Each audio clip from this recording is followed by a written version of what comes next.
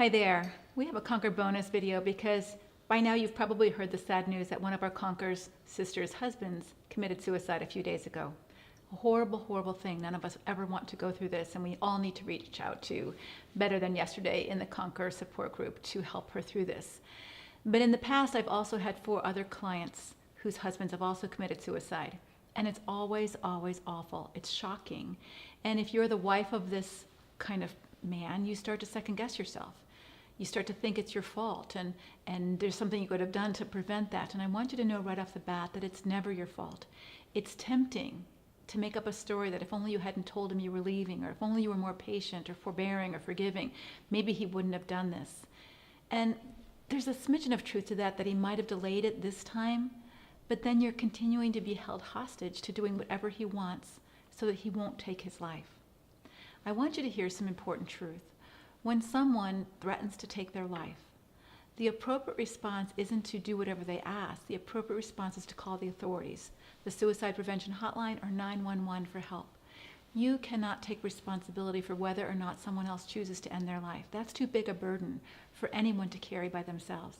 You can show care and compassion by calling the appropriate helpers that can help him.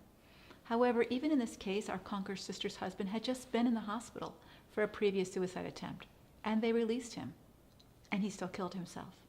Because when someone is bent on ending his life, there is little you can do, or anyone else can do, to stop him.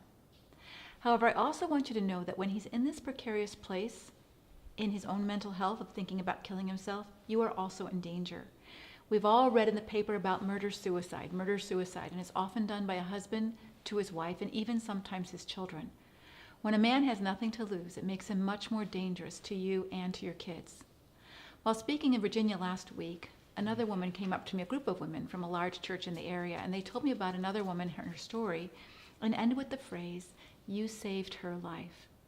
I'd only met this woman once before. She read my book, but from my book and from our discussions, she knew that safety was her number one priority, and she knew her husband was acting weird, saying really negative things, and she felt nervous.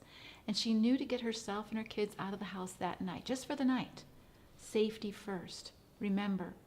And the next day when she went back to the home, her husband had killed himself. And she is quite sure he would have killed her and the children had she stayed. Understand that if you decide to separate or file for divorce from a destructive person, it is during this time that makes it more dangerous for you. Why? Because once your husband knows that you're firm with those boundaries, it begins to create a hopeless factor in him, or a desire to hurt you back for hurting him. You see, it's not depressed people who kill themselves or others, but those who have nothing to live for. It's the hopeless factor. They're hopeless of anything changing or getting better. They're not going to get you back, or they're hopeless and angry, and they would rather ruin your life and theirs than live. Now, God is a God of hope, and God always offers hope. But when someone puts all of their eggs in your basket to provide for them, or make them happy, or never leave them, it does make them more vulnerable to the hopeless factor, as well as the desire to retaliate and hurt you back when you don't want to take care of them anymore or be their everything for them anymore. This is something that I use when I teach counselors to assess a woman's risk for danger in her destructive marriage, and so I want to teach it to you as well. It uses the acronym DANGEROUS, DANGEROUS. And so let's just go through these factors so that you can be much more aware when you might be in danger. First, D. When you're planning to divorce or even separate, this creates danger for you because of the hopeless factor. When a husband thinks, wow, I've really lost her for good, I don't have any reason to live. I might as well just kill myself. And so that becomes more dangerous for you because in addition to killing himself, he might also try to hurt you and the children.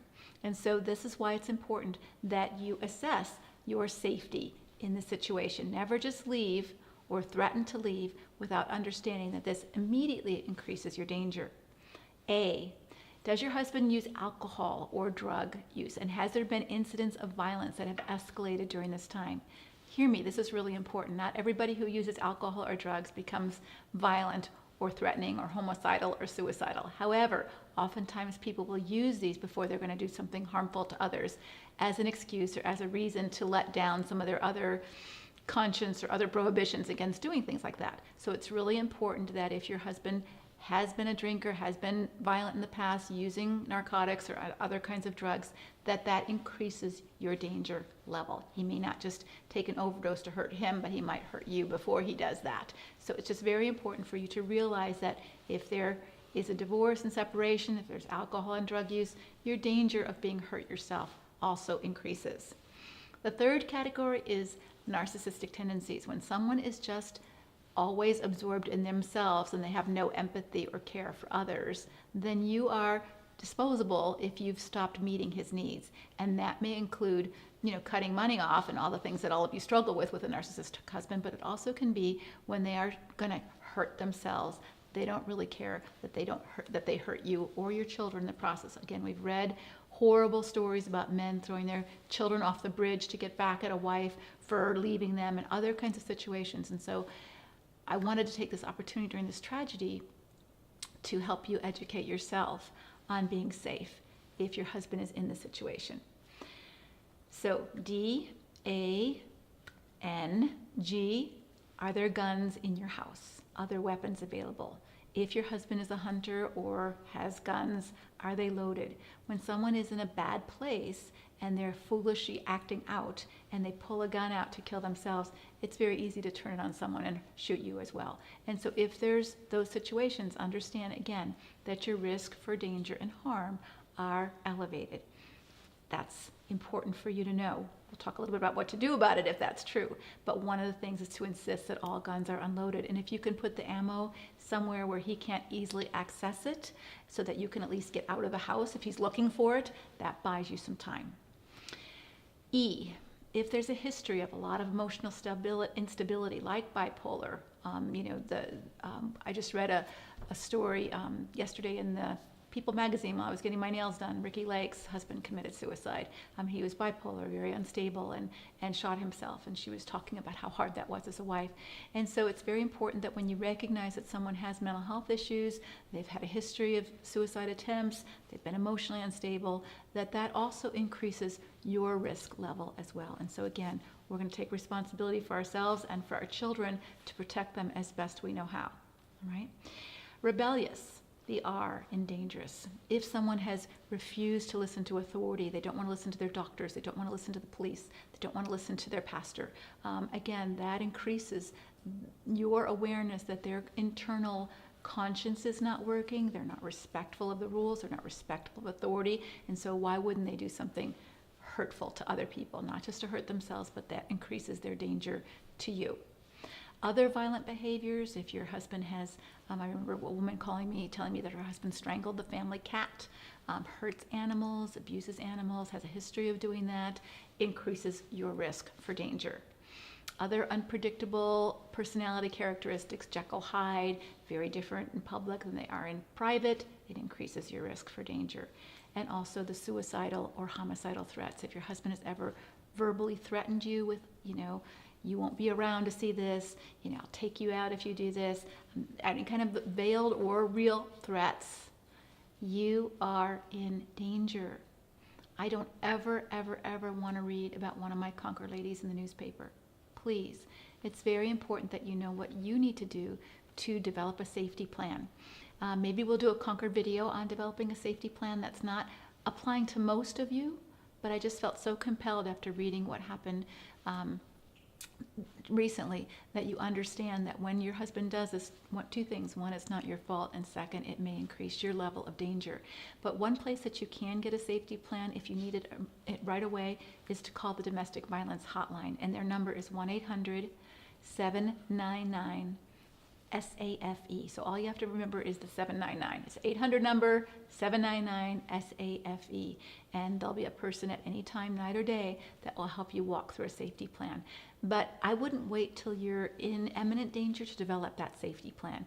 If you sense there's any uncomfortableness, just like this woman with her husband, she sensed it and she had already developed a safety plan ahead of time that if I sense this, this is what I'm going to do. This is where I'm going to go. And she'd only planned to leave for the night.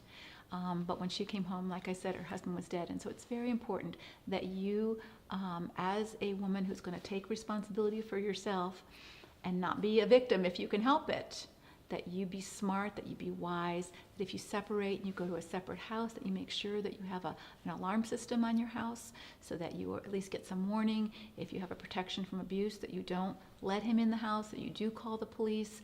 I know it's not always perfect, but it gives you some time to do some things to protect yourself and your children.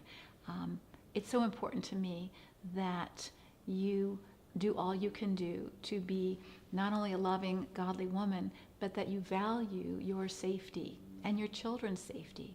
And that doesn't mean devaluing someone else. It just means that when they're not thinking clearly and they're not healthy, and you see that and you've had a history of that, that you understand that this puts you and your kids at higher risk. And I know that God values your safety and your sanity more than your loyalty to being with someone who might harm you, right? Jesus fled when he knew that certain people were seeking to harm him until it was his time to go to the cross. He didn't just let himself be a willing victim. When Jesus was a baby and someone was seeking to harm him, Herod, God woke Joseph up in a dream and said, hey, we need a safety plan. Get Jesus out of here.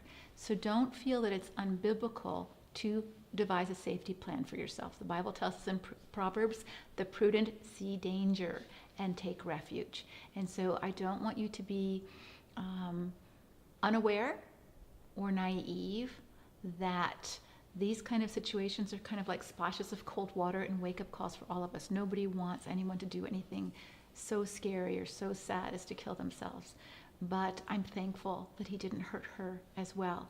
And so it's really, really important that you take measures to protect yourself and know what your risks are when any one of those dangerous acronyms are true in your home or in your family or in your situation right now. Your danger level has gone up, even if there's been no history of violence. Again, we've all read in the newspaper where he was such a nice guy, there was no protection or there was no history of calling the police, and all of a sudden everybody's dead in the house. And I never want to hear about that for you.